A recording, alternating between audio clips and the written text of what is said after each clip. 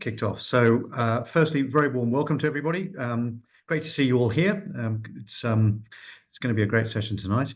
I'd like to start by acknowledging the traditional owners of country throughout Australia and recognise their continuing connection to land, waters and culture. And we pay our respects to their elders past, present and emerging. So tonight, we've got a fabulous session, and we're going to hear firstly from Greg Mullins, AO AFSM, former Commissioner Fire and Rescue New South Wales. He's also a founding member of Emergency Leaders for Climate Action. Then we'll have some questions for Greg, and then following him, we've got Serena Joyner, who is the CEO at Bushfire Survivors for Climate Action. And then following Serena and questions, we've got Bob Conroy, who's the chair of the Nature Conservation Council Bushfire Advisory Committee. And we've titled tonight's session, Expert Perspectives on Bushfire and Climate, and it's definitely experts on our panel. So I'm sure it'll be a fabulous and informative session. And the format, so we'll hear from Greg first. As I said, then we'll have some questions for him, and then we'll go to Serena, and then to Bob will speak. So over to you, Caroline. Well, it's my pleasure to introduce Greg tonight. So thank you very much for joining us, Greg. As Stephen said, Greg's a former Commissioner Fire and Rescue New South Wales, the founder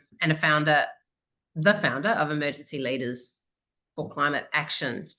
Greg's a councillor for the Climate Council, chair of the New South Wales Ambulance Service Advisory Board, and advisory council member for New South Wales National Parks and Wildlife Service.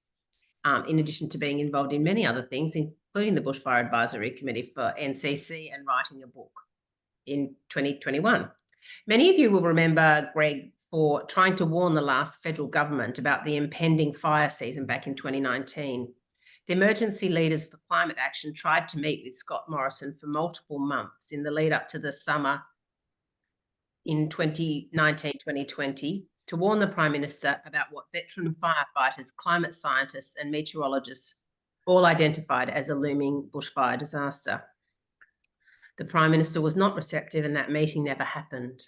Interestingly, it's because of those bushfires back in 2019 and 2020 that we started this environment group. I also know that the shocking fires were a catalyst for many others, including people on the call, to be involved in a whole range of environment and climate causes today. So welcome, Greg, and over to you. Thanks, Caroline. Thanks, Stephen. And look, I'm going to try and share my screen. But before I do, I just want to say, I'm sure there'll be people here who were personally impacted by the fires or loved ones were impacted. And I recognise that some of the stuff we'll discuss tonight might be a bit distressing for them, and I apologise in advance. And we've got my colleague Serena Joyner here from Bushfire Survivors for Climate Action. They're an incredible group who are all personally impacted by various bushfires over the years and understand the climate impact. And they just keep fighting for climate action despite that personal impact on them. And the other person I want to acknowledge is Bob Conroy, who is also a foundation member of Emergency Leaders for Climate Action. Bob and I have been friends for many years, but he was head of National Parks and Wildlife Service firefighting activities for many years, and so we knew each other through that. And so thank you, Bob, for your commitment. Now, just see if the IT's going to treat me well. Can everybody see that? Oh, I've muted. Yep, it's good. Take it right now, making sure. So we can see that? Okay, great. Look, I've got a number of slides here because you'll get really bored looking at me. So I want to acknowledge I'm on Gadigal land. I want to acknowledge the traditional owners of the land that I'm on, that sovereignty was never ceded. The land was taken from the original owners, and in doing so, we stopped a lot of practices that cared for country, including traditional burning techniques, which, if they were still in place, the bushfire situation may not be as dire as it is today. And I was just helping my grandson with a project about numbats, and I actually wasn't aware that 99% of their range is gone. They're just in Western Australia now. And one of the big reasons for them dying out was changes in forests because of the cessation of traditional burning, and it changed the habitats. And of course, foxes, cats, and land clearing as well. But the incredible knowledge of our Indigenous brothers and sisters, I hope will come to the fore, as it should again. Look, just background, and I'm going to be quite quick. I'm going to go in two sections. I'll talk about fire and also flood risk with climate change, and then I'll talk about emergency leaders for climate action, and then I'll take some questions. And Stephen and Carolyn, can you be brutal with the time? I'll monitor it, but just cut me off if I go for too long. But look, the background, I think you know. All of you know, I believe your organisation is full of very switched on, intelligent people who are concerned about what's happening to the planet. It's old science. It was the 1800s. It was discovered, Arrhenius, I think it was. There was another Scottish physicist before him, I've forgotten his name, but that CO2 captures heat.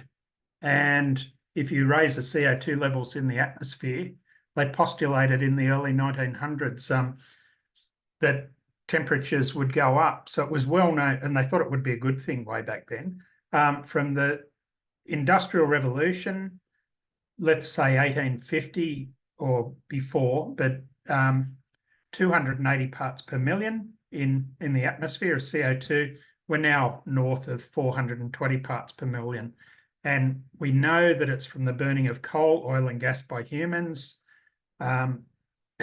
They can look at the isotopes of the CO2 and know where it comes from. So it's not from volcanoes or whatever, all those furphies that the coal, oil, and gas industries are putting forward. It's by human action, so we have to solve it. How does climate change intensify fires? There's a number of different effects. We're getting longer fire seasons, more frequent severe fire seasons. So if you look at Blue Mountains, when I was a young firefighter, I started in 1972 as a volunteer with my father, where I'm back as a volunteer in Terry Hills, in the northern suburbs of Sydney. It was about 10 or 11 years apart when the really severe bushfire weather would come. It's now between 5 and 6 years. So I won't go over the years, but so 2006, we had 2001, we had major fires in the mountains, then 2006, 2013, 2019. So this contraction, which means the bad weather comes more frequently. If the seasons are longer, it means, well, with the seasons being longer, they overlap with other states and territories. And operationally for fire services, that is a huge issue. We're no longer able to share people and equipment like we used to be able to. Black Summer, every state and territory burnt simultaneously. South Australia in particular had hundreds of people in New South Wales, had to pull them back, called for help, and no one could help them. So that's happening more and more. Major plant and equipment like large firefighting aircraft. California's fire season, Colorado, their fire seasons overlap with ours now, and they just won't let them go. We basically rent those large aircraft. Many more days of high fire danger and above, most summers, if it's not terribly wet. I'll talk about that in a minute. But what these longer seasons mean is there's much shorter timeframes to do hazard reduction burning, which is our biggest tool for broad-scale landscape modification to reduce the hazard of fires. So now hazard reductions, it's either too wet or too hot and dry to burn, and you get very narrow windows. So you'll see the figures from agencies, less and less burning happening. We're getting reduced rainfall. South coast of New South Wales, 12% reduction in winter rainfall year on year. It's cumulative over the years. We saw what happened in Black Summer, those explosive fires in those tall forests with huge fuel loads. We're getting more heat waves. And we're getting flash droughts, which is something that wasn't even recognised in the scientific literature until the year 2000, but very high temperatures leads to very high evaporation, and all of a sudden you're in drought. Increased lightning ignitions. The lightning was probably always there, but the fuels are drier and dead trees are drier inside, even when it's raining. So we're getting more lightning ignitions, particularly in places like Tasmania. And the last two things that really have people like Bob and I worried, extreme fire behaviour, fire-generated storms. Over 40 years, there were about 60. And then in one 6-month period, we had at least 39 in Black Summer. And that means it's hotter. The convection columns of the hotter burning fires go up into the stratosphere, form storm clouds, and then you get downdrafts, collapse storm. They collapse, they drive winds in every direction, lightning, but not much rain. So very scary being underneath one. And Bob and I were underneath one at Bateman's Bay on New Year's Eve in 2019. It was not a nice place to be.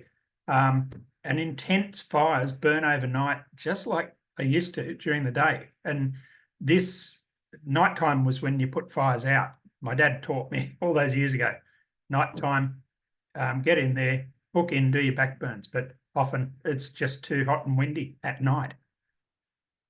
So sorry about this. Where are we at? We've got further warming inevitable over the next 20 to 30 years, and the Royal Commission into the Royal Commission, let's say the bushfire, had a long name, and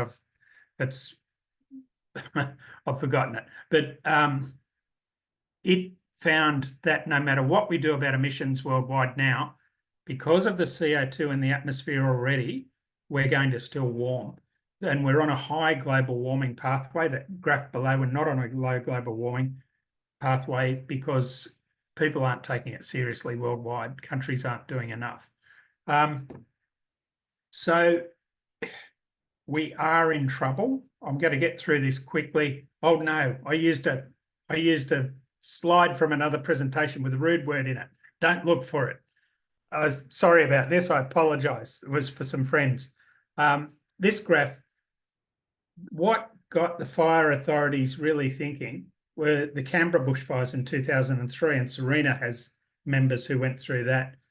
The world's first fire tornado ever recorded. 485 homes burnt, 3 people killed. Then Black Saturday in 2009, 173 people killed, 2,000 homes destroyed. Sorry about the stats. My wife says I'm really boring when I do the stats. I can't help it. But those fires, Kinglake, 103 people killed in Kinglake because of these pyroconvective storms. And the fire services nationally changed their doctrine from stay and protect your home to no. When the fire danger index is over 100, which was the theoretical maximum, but it went up to 212 on that day, we'll bring in a new fire danger rating of catastrophic. We'll bring in emergency warnings and phone apps. We'll tell you to get out of there.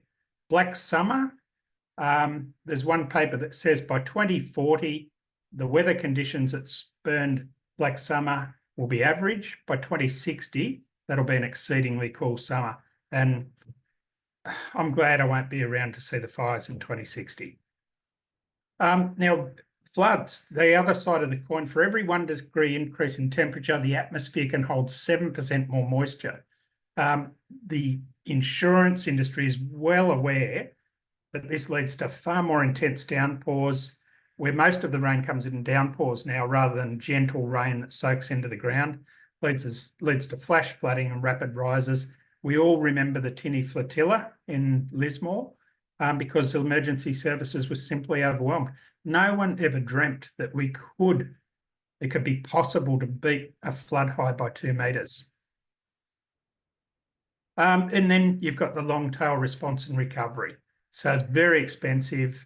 We're using the army a lot. They're ill-equipped for it and they have other jobs to do. So the government's trying to work out how are we going to deal with this, but it brings communities to their knees when they have consecutive and compounding disasters. Now, a bit about emergency leaders for climate action. We formed in, and I put a typo in there. Sorry, I did this slide quickly this afternoon. I hate typos on slides. We formed in early 2019. I rang around people like Bob Conroy. We dodged a bullet in 2019, and I apologise to anyone who lived in Tathra on the south coast or in Tasmania. When I say we dodged a bullet in that we didn't have a black summer, but we had massive property losses and massive fires. Everybody I spoke to, former fire chiefs from every fire service in Australia, from national parks, forestry, urban and rural fire services, and some SES agencies, said, yes, we see what you're seeing.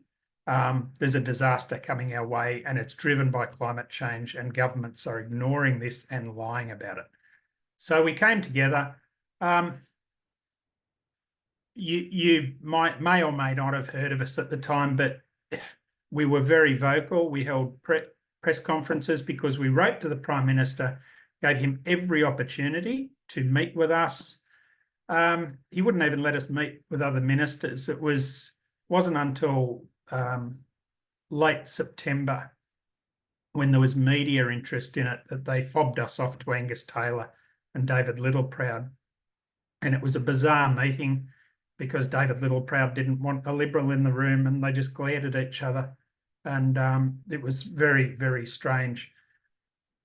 It's quite different now. I've got another slide on this further down the track. But look, that's a bit of a gratuitous slide, but this is the mentality of the people. This shows the mentality of the people we were trying to warn as former public servants who dedicated our lives to the saving of lives and property and the well-being of everyone. We didn't actually care that much about politics, but these people did. And that stopped them from acknowledging. They knew that climate change was happening, private conversations with them at a later date, but they couldn't because of politics in the party rooms. And look, I'll just contrast holiday seasons. And this is gratuitous too, but I'm getting more and more angry about this. At the time, I was asked by the press, and I said, everyone deserves a holiday, but he kept it quiet and he lied about it. And that was a no-no. The community, if they'd known he'd gone overseas, away from the country that he was Prime Minister of, they mightn't have worried about it. But that's me on the right at Bateman's Bay. I don't know how many. We lost hundreds of homes that day. I think it was 600 down there, and we just ran out of water and ran out of puff. But I hope he had a great holiday, because I didn't. Look, one of the things that we found with emergency leaders was setting people straight on the lies and misinformation by the Morrison government, by the Murdoch press, and by the coal, oil and gas industry and their puppets, like the Public Affairs Institute, which is just a fossil fuel funded puppet, as I said. So it came out. So it's the rotten greenies. I wish I could see all the people. I can't at the moment, but if I said hands up, who are the greenies? I'm one. Always have been. I love the bush and I love the environment. I do everything I can for it. But they stopped backburning. Whenever you hear someone say, oh, they stopped backburning, they're a deal, or because they don't even know the proper terminology. It's called hazard reduction or prescribed burning. So you'd hear these politicians saying, oh, they've stopped the backburning. Greens don't, they're not in government federally or in any state or territory. ACT, they've shared it, but they don't make the regulations. It's actually Labor and Liberal governments, Labor and Liberal National Coalition governments have made all the environmental rules and regulations over the years. We just need more burning off. Well, good luck with that. I don't know who's going to do it and how and when, because we can't get enough done. It's either too wet or too hot and dry. So that's changing. Arsonists were responsible for the fires. Figures from police forces nationally said that during Black Summer, the incidence of arson reduced markedly, and only one of the major fires, one near Armidale, that burnt during Black Summer was known to have been started deliberately by an arsonist. There was someone and he was actually I was trying to save my dope patch. Anyway, we've had fires like this before. No way. This is my field. This is Bob's field.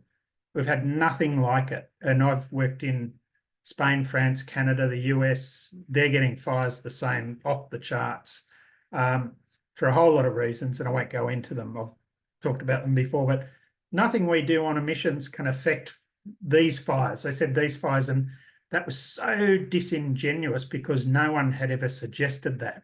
But what we're saying is action now will help our kids and our grandkids and their kids. So we must act now.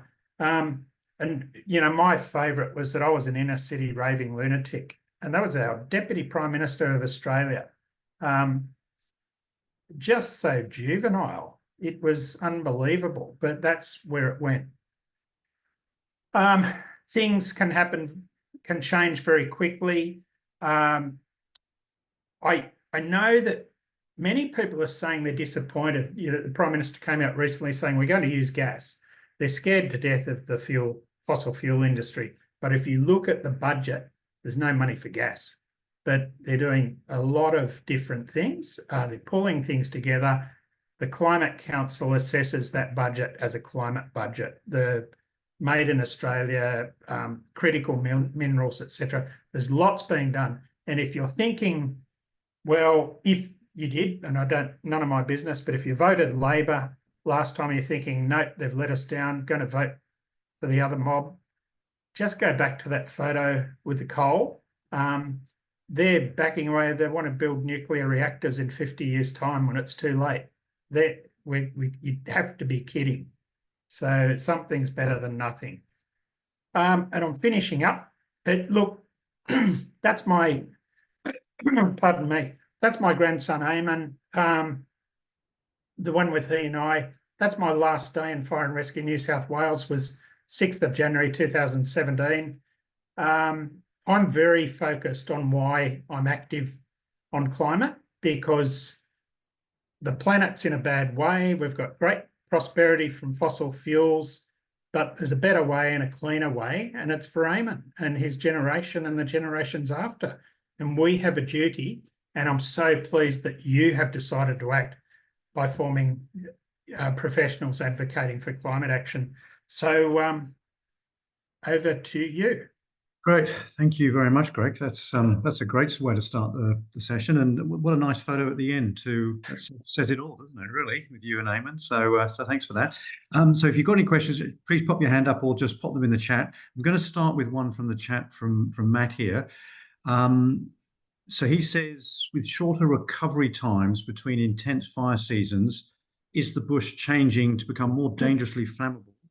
For example, he's seen huge densities of wattles in pockets of South Coast, New South Wales post-fire. Yeah, thanks for that, Matt. And Bob Conroy may even want to jump in here because he's such an expert on the environment. But what we were surprised about, so the South Coast black wattle, the stems, a couple of inches apart, just so thick you couldn't walk through. And we had the La Nina rain. So we had a triple La Nina, which is very rare. We'd only had 3 in the past, so 3 years of heavy rains and incredible regrowth. We don't know what that will look like in years to come. You get initial flush of certain vegetation, the wattles put nitrogen back into the soil, then other things come. But we had a wake-up call, and I forget the month, but Bermagui. We had a big fire in Bermagui last year, and it burnt through 2019-2020 fire scar really intensely. We then had a fire in Kempsey that went through 2019-20 fire scar, which formed a pyroconvective storm. So it shouldn't have happened. We should have had 5 or 6 years, but in 3 to 4 years, we were back to heavy fuel loads that could carry fires. Now, the other thing the heavy rains do is drive grass. So we had 84 million hectares burnt last year in the Northern Territory in Western Australia. a lot of people have no idea because it was in the middle of nowhere, but it was like 1975 when we also had massive grass fires. So, so there's a lot of regrowth, and we don't know. We talk about fire regimes, and that's a certain frequency and intensity of fire.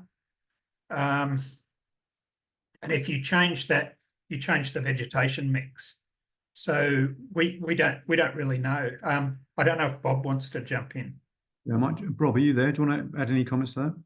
Yeah, I support what Greg has just said. Thanks, Stephen. The more frequent fires you have, the more likely it is that you're going to change, for example, a wet sclerophyll forest into a more dry sclerophyll forest, and eventually into a grassy woodland. So if you just keep going with high frequency fire, you will transform vegetation types. Are you able to hear me okay? Yeah. So you are able to transform vegetation structure and the species present by introducing fire at much higher fire frequencies than that vegetation has previously experienced. So the more frequent fires, I mean, if you burnt, say, on an average of every 4 years or 5 years, you could quite easily turn a dry sclerophyll forest or even a wet sclerophyll forest into a grassy woodland. And as Greg was indicating, just by the fact that it's grass instead of shrubs doesn't mean it's less dangerous. In fact, it's much more dangerous. And the fires that were seen at a place called Paradise in Colorado, and more recently in Maui, in Lahaina in Maui, where hundreds of houses, in fact, thousands of houses, in fact, the whole city, the whole village was burnt to the ground, and more than 100 lives lost. That was essentially a grass fire, and it was a grass fire because they had transformed the former ecosystem there into, I think it was a former sugarcane plantation that had been left to hadn't been maintained. So it formed into sort of a herbaceous, weedy landscape. And it was that landscape that contributed to the whole village of Lahaina being burnt to the ground and more than 100 lives being lost. So, yeah, it is true that the more frequent you apply fire, the more dangerous that vegetation becomes.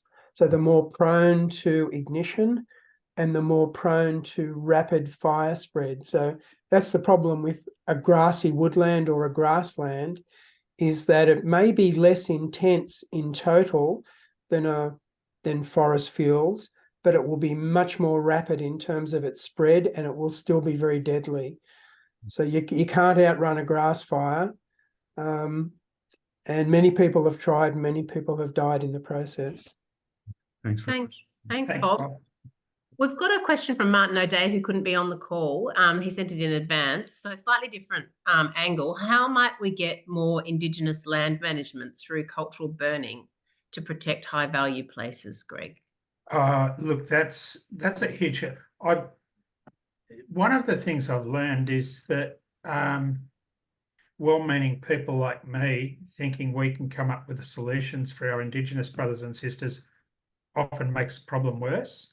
So it's really about dialogue and listening, truly listening and hearing, because the hearing sometimes doesn't happen. However, I will say there are some really good programs happening with National Parks and Wildlife Service in New South Wales, with Department of, Bob, help me here, the other New South Wales Department, Vanessa and crew.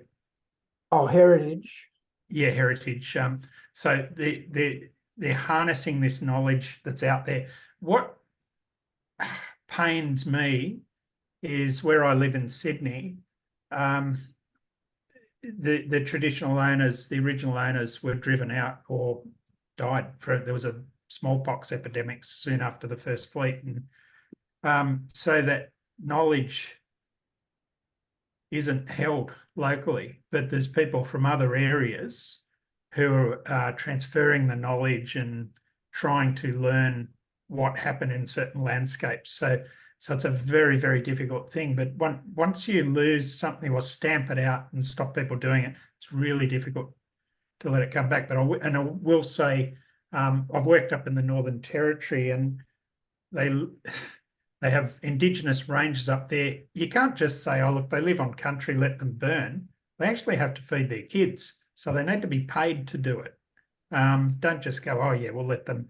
So there's a lot of well-meaning stuff going on, but there hadn't been a lot of deep thought. I think there is deep thought now and a lot more deep engagement. Yeah, sorry, Greg, it wasn't Heritage, it's the Department of Aboriginal Affairs. So Oh, thank you. Yeah. yeah, Department of Aboriginal Affairs and National Parks and the RFS are involved in a state interagency group, which are developing a cultural burning policy for all agencies.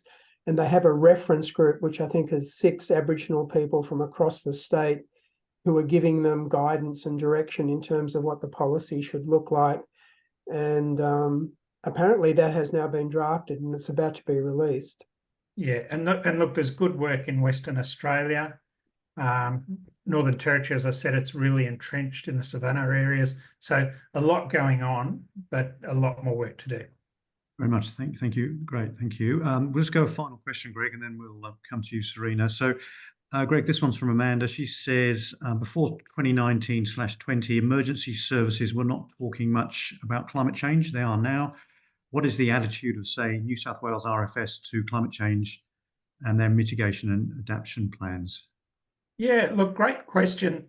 And that may have been the perception, but I know when I was commissioner from the early 2000s, it was in our corporate plans. You know, there was demographics. Well, climate change was number one, demographics, technology, etc. The mega trends that were going to impact the safety of the communities we protected. I was invited over to the UK on an International Fire Science Conference in 2004. I was banging on about this stuff for decades prior to the fires. And I went to England twice to talk to fire chiefs about gearing up for bushfires. And then in 2022, they lost 41 homes on the outskirts of London on a 40-degree day to bushfires. And I was really pleased to see some of the stuff I'd recommended, their action. They knew they were coming. So look, the fire and emergency services tend to try and keep under the radar, and there was so much politics. I got jumped on in 2009 when I said publicly that, you know, the Black Saturday fires were a product of climate change. We could see more of these. And it was a Labor government and a Labor minister who just said, stay out of it. It's too political.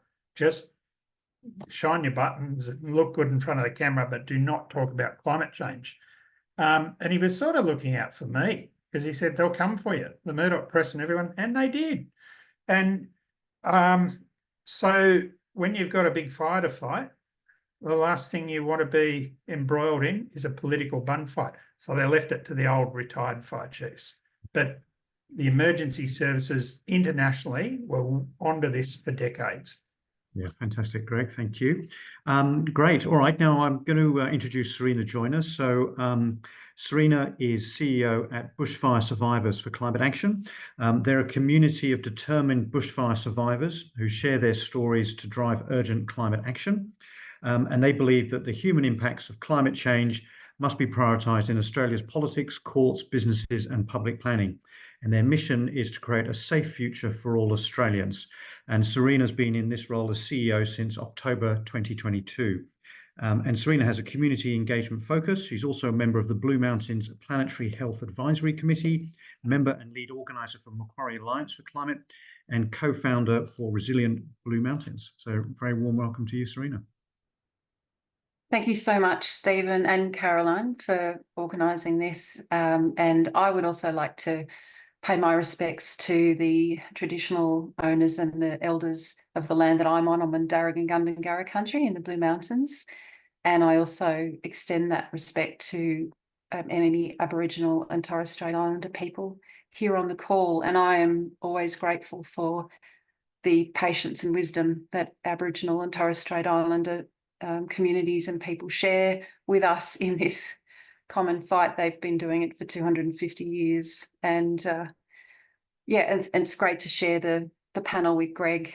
I only met Greg in October last year, but such a familiar face and voice. I felt like I'd known him for years. Look, if you were to meet me just over 5 years ago, I was a very climate alarmed person, but I wouldn't have described myself as an activist at all. I was busy working in a space that I'll mention in a moment, but also I spent my spare time helping to run a ukulele club. So I would spend weekends, not at protests, but dressed in a very colourful dress, flower in my hair, playing ukulele with a ukulele band, and convincing people, in spite of their taste or better natures, that they might actually enjoy listening to a ukulele band.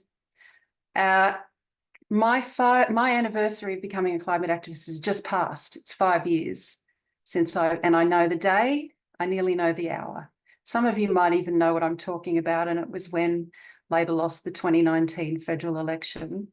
Not that I expected Labor to solve everything, but it hit me then that the cavalry was not coming to save us. I'd sort of assumed that at some point the adults would be in charge, and the right, policy settings would be taken. So that was a pretty big wake-up call for me. And then we moved into 2019 and we came up to Black Summer. And I just want to tell you a short story about my Black Summer moment. You'll all have your own, something that stands out for you. And we'd come into that summer having had a really difficult time in our family because my teenage daughter had to have not one, but 2 spinal fusions in 2 months for scoliosis. And she had to have the second because the first one failed. And it's 8 days in hospital. It's intensive care. It's very dangerous surgery, very long surgery, and then a 6-week recovery minimum. So we'd really been through the ringer. As the fires were breaking out, she was actually in hospital recovering from the second fusion when there were fires in New South Wales. My husband is a volunteer firefighter. And the moment that particularly stands out for me from that summer, it was so hot. It had a drought for so long. We were putting water out for the birds. We were doing our best to keep the smoke out of the house, and people across even the capital cities were being deeply affected by the bushfire smoke. And it was late in December, and I saw a headline, and a couple of firefighters had been killed. A couple of volunteers had been killed on the fire ground, both fathers. And I realised quickly it was not where my husband was. He was fighting. He was out that day with his crew, Valley Heights Rural Fire Brigade. And I had to make a decision. Would I tell my children, or would I not tell them, or would I risk them finding out by seeing a headline or something on social media? And they were young teenagers. And I opted to tell them so I could assure them quickly it wasn't their dad's brigade. And he fought on many days, like as many people did. I'm not the only spouse that was worried about, or parent, or that was worried about someone who was out there on the fire ground, potentially risking their lives. And my husband, Lachlan, earned a medal for everything he did that summer. And we're very proud of him, but we don't want him to have to do it again. And that's my driving force for being part of Bushfire Survivors for Climate Action. And I've joined with people, some of whom have lost everything, some have lost friends. Some have had permanent health conditions developed as a result of extreme smoke exposure. These are people who don't actually want to keep telling their story, but they're driven to do it. They want to be able to use their traumatic experience for good.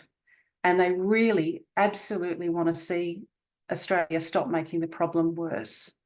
That's their driving force. There's plenty of other work that needs to happen to help communities be better prepared for fires, for climate change, but their drive is to stop making the problem worse. And they formed a community. And I could tell you a whole number of different stories of the founders and other members.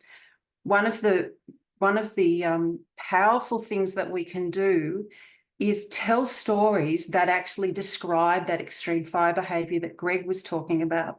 So we have some members, Donna and John, and they live in Bundanoon, and they'd been warned that the fire front was some days away from them in January 2020, and it would be a few days. Be prepared, and they'd done everything. They'd removed all of the outdoor furniture, they cleaned the gutters, they had everything they could do to be ready, but they thought they had a few more days. And then one night they got a call from the neighbour saying, get out now, the fire's here. And I was like, how can that be? The fire front's still days away. And they said, no, get out. And there was fire falling out of the sky. And what had happened was one of those pyrocumulonimbus or pyroconvective columns was collapsing, and it was literally dropping fire onto the village of Bundanoon.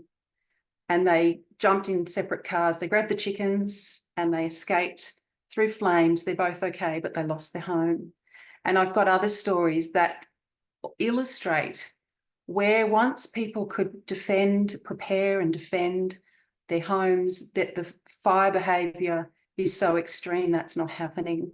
So they're very powerful instruments to add to the data, the impacts that real people are facing.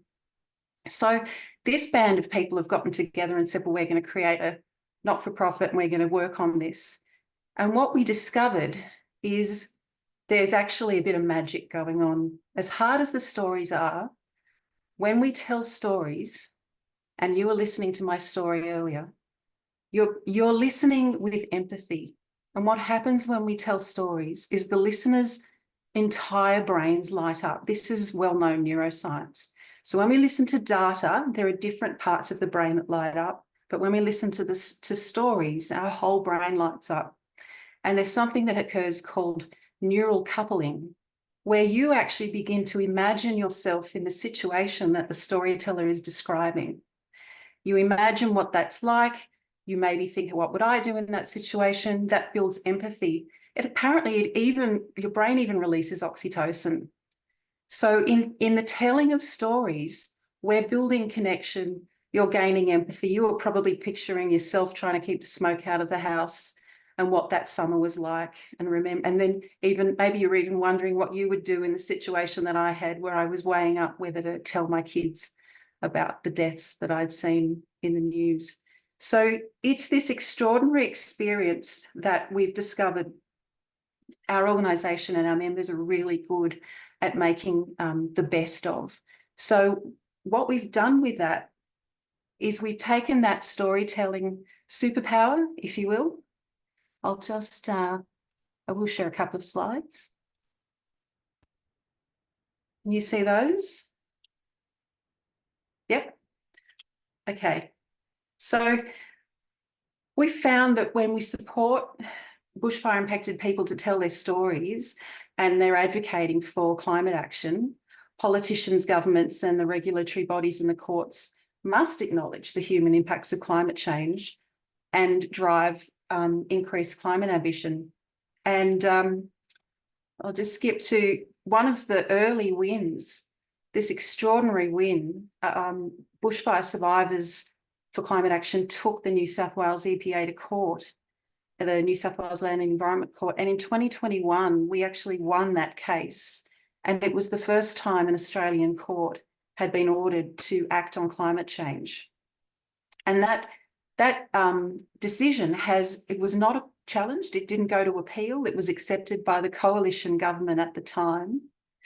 And it was a little bit special. It wasn't a sexy case. It was actually saying the New South Wales EPA already had the requirement to protect the people and the environment in New South Wales against climate, because the requirement was to protect against pollution. And so the court agreed, the judge agreed, and that was handed down as an order for the EPA to develop environmental quality objectives, guidelines and policies to ensure environmental protection from climate change.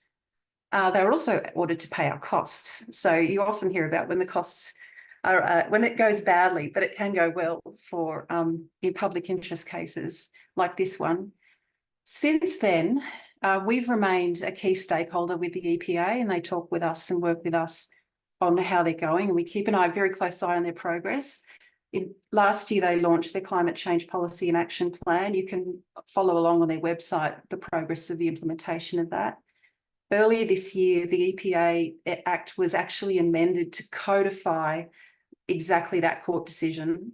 So it's actually in law. I mean, it wasn't, the court made it, the court would enforce the decision, but they codified it in law anyway. And today, we're really happy to see that there are draft guidelines that have been released for large emitters. So there's a lot more to be done. We need to see licenses incorporate the emissions reduction as well. But this is a good step in the right direction where all proponents for new developments or modifying or expanding existing developments are going to need to go through this quite rigorous process of greenhouse gas assessment and put in place mitigation plans. And that's a real plus. So we're happy to see that outcome. The other thing we do is we meet with politicians in state governments, but also in federal parliament. And we talk to politicians of all stripes, as long as they believe in climate change. We'll have a chat with them. And we do make a point of being non-partisan, and we don't appear at the front line of protests. We operate in a way that makes us a safe people for very conservative politicians to meet with. We've got a couple of Labor and a couple of Liberal pollies in that selection. And one of your members, Tim Collins, is on the lower left-hand side. He says hi. And the other thing that we do is that we speak in the media. And we are voices for challenging the social license of fossil fuels in the media. And if it's okay, I'd love to share this video with you. This is, we got attacked by Peter Credlin this year. So you're onto a good thing, you're doing a good job if Sky News wants to go for you. So what we've done is we put a full page ad in the Australian with an open letter from bushfire survivors for climate action and emergency leaders for climate action, saying it's the 15th anniversary of Black Saturday. What we need to make sure we don't keep having Black Saturdays is we need investment in Australia's renewable future. So it was actually a bit of a counterbalance to the anti-renewable rallies that were occurring at the same time at the start of Parliament. Well, we upset Steve Price and we upset Peter Credlin, but we made a response video. So this is a really nice snapshot of the voices of bushfire survivors for climate action.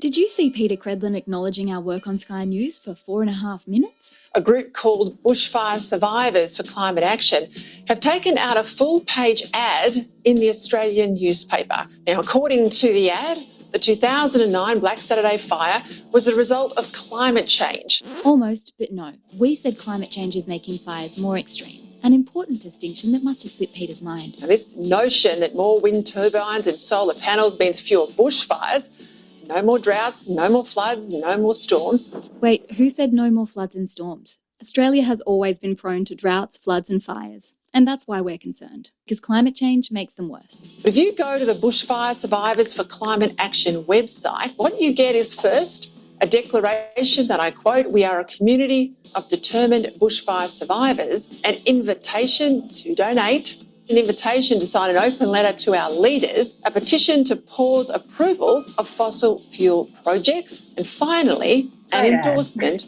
by a federal Labor MP. We've also got an endorsement from a New South Wales State Liberal MP. Easy to miss. Now, if you go to the About Us section, there's a photo of 11 unnamed people and a dog. Hi, Peter. I'm Jan. This is Ollie. In 2019, we both survived a firestorm in Mallacoota and lost our home. I'm Janet. Like many of our Victorian members, I'm a survivor of Black Saturday. I'm Jack Egan. I'm a bushfire survivor. Here I am in front of my Batemans Bay home. I guess I'm shamelessly leveraging that loss to call for decent climate action. I'm Angela Frimberger. I'm a staff member and a 2019 Black Summer bushfire survivor. My name is Fiona Lee and I lost my home to the catastrophic bushfires in 2019 near Boban. I'm Amy Blaine and my family experienced the bushfires in 2019-2020. My name's Donna Andrews. On January the 4th, 2020, I lost my home in the bushfires. My name's Jan Harris. I'm one of the founding members. I lost my home and I'd be happy to discuss at any time over a cup of coffee who we are and how we hope that other Australians don't wake up like we did with everything gone. We're grateful to Peter for recognising our work at BSCA. Even if she did get a few minor details wrong, she did get this right. Making sure we learn from these tragedies and implement all of the expert recommendations so that we don't have another Black Saturday, well, that should be our focus. That's what we aim to do at BSCA. If you'd like to support us, you can go to bushfiresurvivors.org/donate. Go to the Bushfire Survivors for Climate Action website to donate. Thanks, Peter. Yeah, we thought it was pretty good. That's fantastic. Really good. Really good, Sabrina. Really good. It's the closest thing we've had to going viral, I think. And the comments on TikTok in particular, the comments are just brilliant. And if any trolls pop their head up, they tend to get sort of whacked away by other commenters. It's been terrific. So one of the things that we want to do more with bushfire survivors have a fantastic sense of humour. There's a very dark sense of humour, and anyone who's been through really difficult times knows that it's actually often an essential part of getting through. They're also really, they hate the word resilient, but they are resilient people and courageous people. So I really appreciate working with them. And even though they determined that they would form this group, but it would not be a support group, it was there for action. It wasn't there for sharing all the difficult and hard times.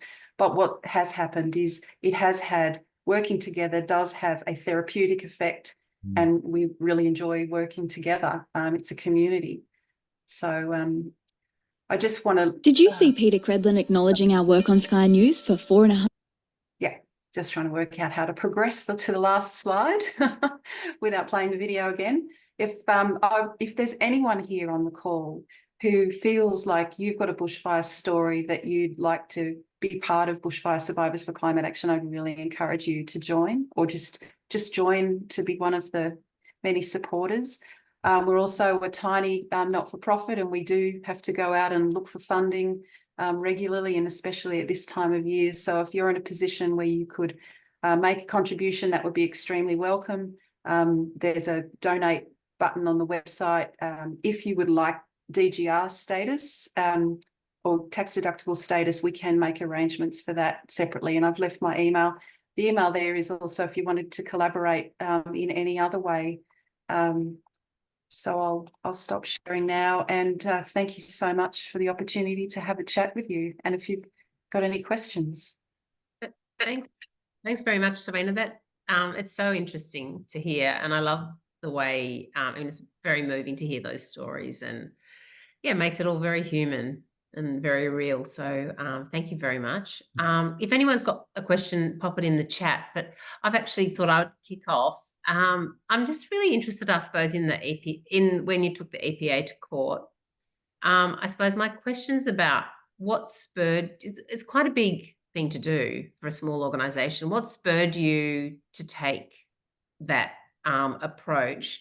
And then, now you're working closely with the EPA, you're an advisory, you play an advisory role, and yet they lost the case to you. So how did you turn that, what could be, adversarial, into something that sounds like it's quite a positive relationship?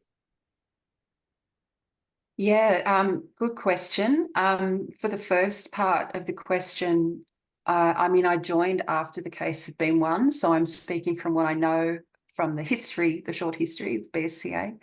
But there's just an absolute ferocious courage at the heart of the organisation and among the founders and the core team of volunteers. So the Environmental Defenders Office came to BSCA with really to explore if BSCA would be interested in litigation. And yes, it was enthusiastically embraced. because the organisation started in Tathra, even though one of the founding members is from Victoria, there are a lot of New South Wales members. So being, New South Wales EPA made a lot of sense to take that on as a case.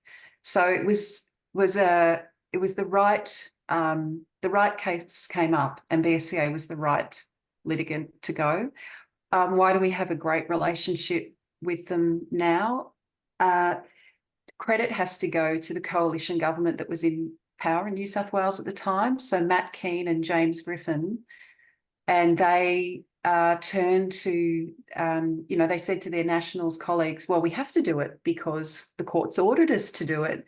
So it was not, extraordinary that there was not an automatic reaction to say, oh, we better fight that because we can't deliver it. Actually, they said they embraced it. And there were admittedly initially awkward. It was an awkward meeting with the minister, but actually a great meeting in the early days with that coalition minister that was very keen to see climate change being acted on.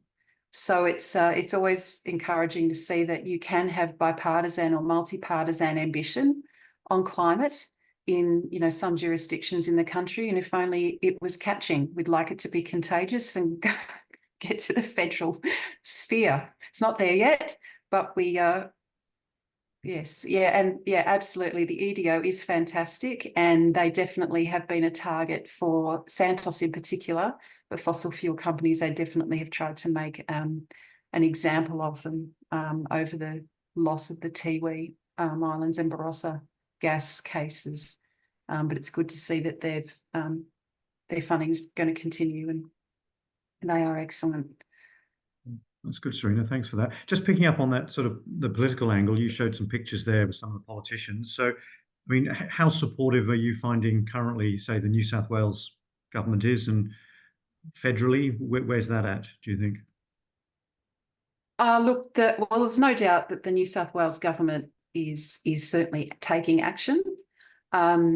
The Premier has misspoken a couple of times, which is unfortunate. I don't think it's the Premier's favourite subject. However, there are strong actors in the government that are working on climate action. So we saw the Net Zero Future Bill come in last year, which is actually a fantastic bill that includes the right to a healthy environment. So it is a great bill, and it's very strong legislation with strong targets and the ability to ratchet up emissions reduction targets. So that's brilliant.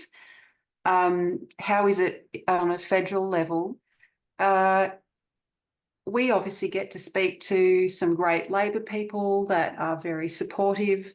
There's at least 2 bushfire survivors in Labor in the federal, as federal MPs. Both Susan Templeman is my MP, and she lost her home in the 2013 Blue Mountains fires. And Tanya Lawrence is from WA, who's also lost a house to a bushfire in the past. So we've met with some terrific Labor people. It's great to hear what they're thinking sometimes. Like, it's good to be able to dispel myths like renewables is popular in the city but not in the regions, when actually there still is plenty of support for renewables in the regions, and you can provide them with the data to back that up. I think sometimes there are a few myths that get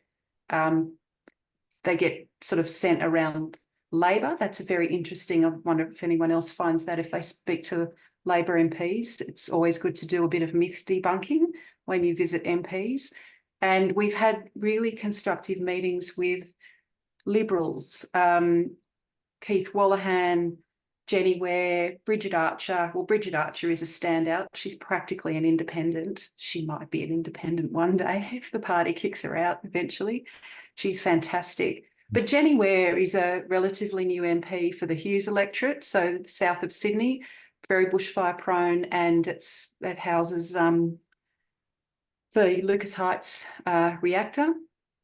And Jenny is the only MP that when we asked, when we met with the MPs last summer, we asked them in 2 separate visits in September and October, we were asking them to make representations to the Environment Minister to pause the approvals of fossil fuel projects until they'd reformed the environment law, so the promised EPBC reforms. And Jenny, a Liberal backbencher, made representations to both the Federal Environment Minister and Federal Emergency Management Minister on our behalf, and then sent us back the responses to keep us in the loop. So that's a pretty extraordinary, collaborative action for an opposition backbencher to take. That's good to hear. And following on from that, Matt's asked here, do politicians try to characterise you as seeking disaster response rather than climate change? Almost always. We usually have to change the conversation really early on. I mean, it is in the name. We are bushfire survivors for climate action. There's a few things that we find we sometimes have to counter. Sometimes it's pity. Sometimes we have to get that out of the way. Sometimes it's a reluctance to hear stories, but obviously it does, you use all your emotional intelligence and group work and facilitation when you're in those spaces to find where's the place to go. But you want to build rapport. Meeting any MP, it's like it's like a business meeting, really. You want to build rapport with the person you're talking to, and if they're put off by your manner, they're not going to want to listen to you, and they're not going to want to do anything for you. But if they feel that you're being warm and open, we always ask them a question. We do a bit of a quick intro round, and we find out how things are going in their community and electorate, and what their summer's been like, or get their take on something, so that it is two-way. Yeah. That's great, Serena.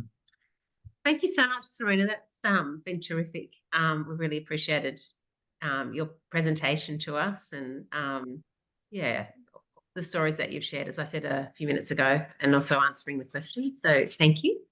We wanted to round out tonight just with a couple of minutes talking to Bob Conroy, who we heard from earlier briefly. So Bob has actually an amazing resume that I'm going to try and summarise.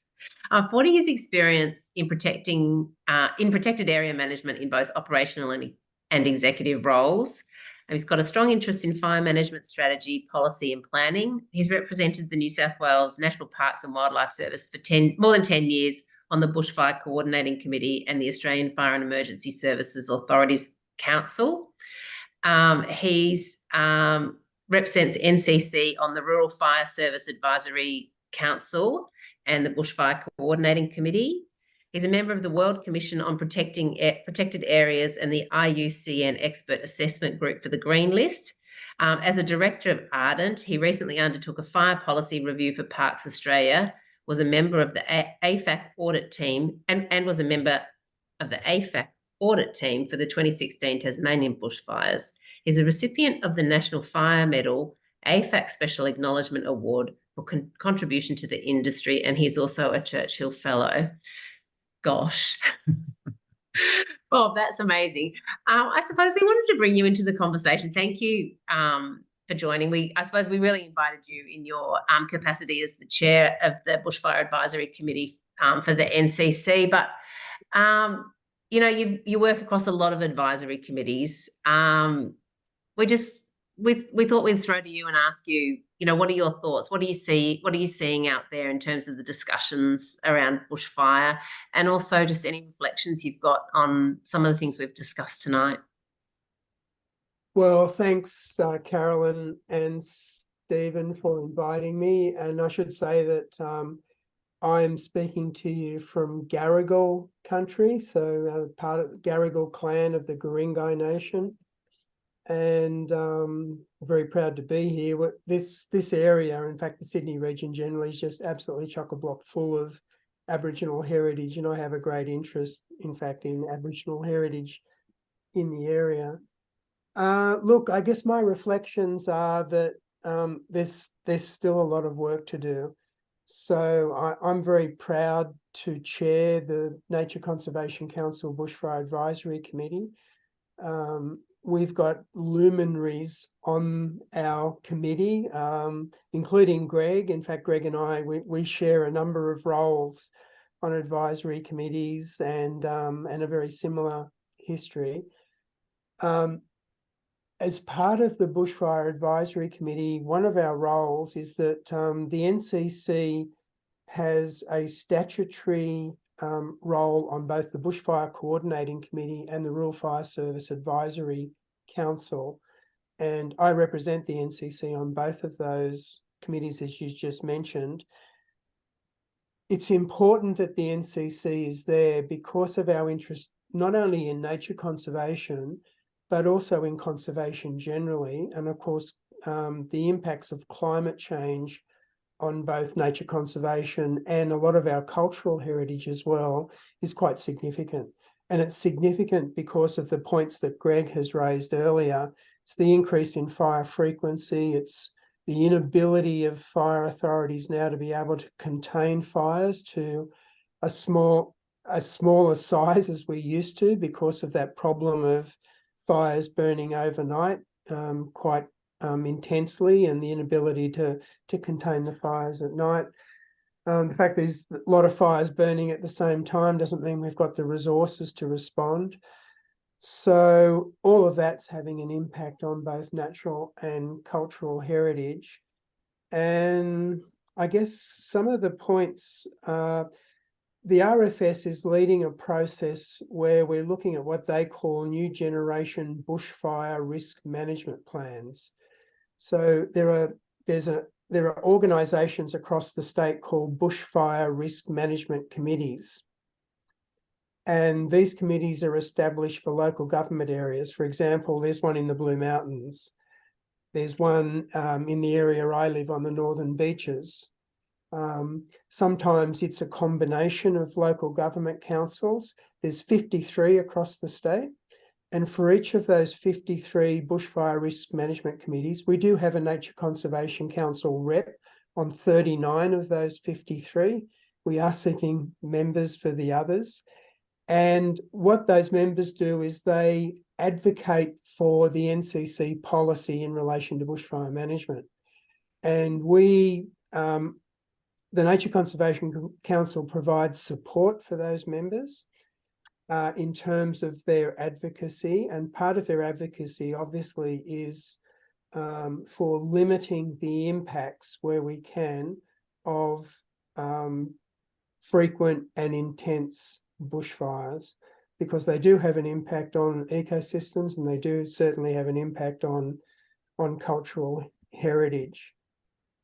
So we're here to support those members, Caroline, and I think we do a very good job, particularly the staff of the NCC. I mean, I'm there as an advisory committee member, as a volunteer essentially, but the staff are just fabulous on the NCC, and they do a terrific job pulling the members of those bushfire management committees together and giving them advice and support in terms of making representations to minimise the impacts of bushfires on the environment.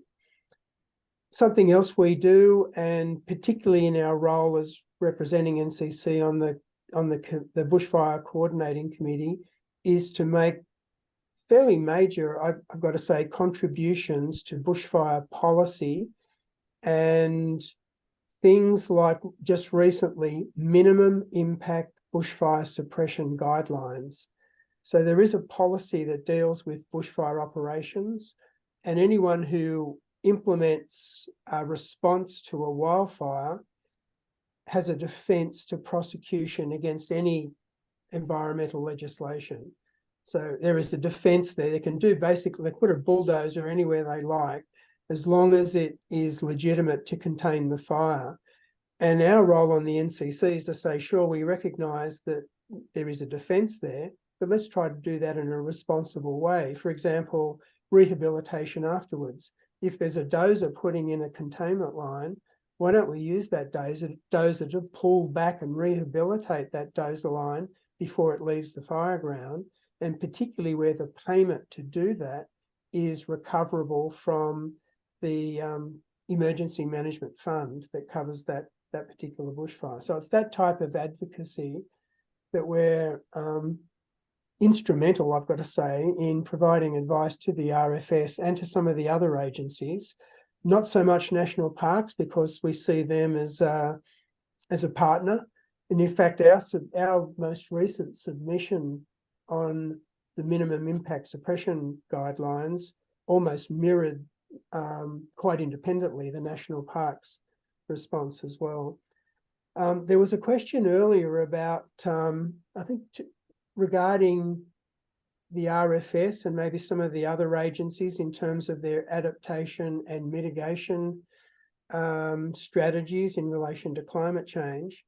I've got to say that's an area where in the NCC, we've got a lot more work to do in advocating the RFS to take a more responsible approach in terms of their adaptation and mitigation strategies, because it's very poor at the moment. In fact, I don't think they have a mitigation strategy. I don't think they're complying with that legislation that Serena was talking about earlier. And it's been on my mind for a while now to ask the question, what is the RFS's approach to adapting and mitigating to the impacts of climate change? I think if the Commissioner was asked that question now, he would be quite embarrassed in terms of what he was able to say in response to that question. I did ask the question some time ago as a not as a Dorothy Dixer, but as a question, and all the Commissioner could respond to was, "We have a waste management policy, don't we?" And he turned to his next in charge, and they couldn't quite work out what in fact the approach was. Now he's got a lot on his mind, I know, so I don't blame him for that.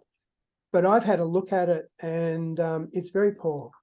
And I think one of the roles we have on behalf of the NCC is to encourage the RFS, primarily on the Rural Fire Service Advisory Council, to get them to have a look, to comply with the legislation that Serena was talking about, and to have a much more responsible approach. Thank you so much, Bob. That's so interesting. And yeah, look, if anyone on the call is interested in finding out more about some of those vacant roles in the risk management committees, I'm sure if you get in touch with Stephen and myself, we can put you in touch with Bob. Fantastic. Okay, well, that's us at time. So to everyone, I hope you've really enjoyed tonight's session and feel that you've learnt from the fantastic speakers, and thanks to each one of our fantastic speakers and the great work that they're all doing to raise awareness around bushfires and climate, and also particularly how you might be able to support them too. Now, looking forward, we've got a fantastic lineup of sessions over the coming months. In June, just specifically on that month, we've got Professor David Lindenmayer, AOFAA. He's an Australian scientist and academic. His research focuses on the adoption of nature conservation practices in agricultural production areas, developing ways to improve integration of native forest harvesting and biodiversity conservation. And he specialises in large-scale, long-term research monitoring programs, primarily in forests, reserves, national parks, plantations, and on farmlands. So that'll be a great session next month. Great. And on the 13th of June in Sydney, the NCC is holding their annual business breakfast. Some of you have been to this in the past. This year, there's a panel of 4 Teal federal MPs, Zali Steggall, Sophie Scamps, Kylie Tink, and Allegra Spender. And they're talking about towards a bolder climate future. We'll send around the link. There's space for 200 people, and it should be a really great occasion. So we hope you can make it along to that. And we're also going to be sending out a questionnaire to everyone about the group. We're really keen to hear your feedback on how we can keep building the group and making sure that the group's doing what's most helpful and interesting for all of you. So thank you again. Please keep spreading the word about our group within your networks and communities. Everyone's welcome, and we'll look forward to seeing you next time. Thanks again, everyone. See ya.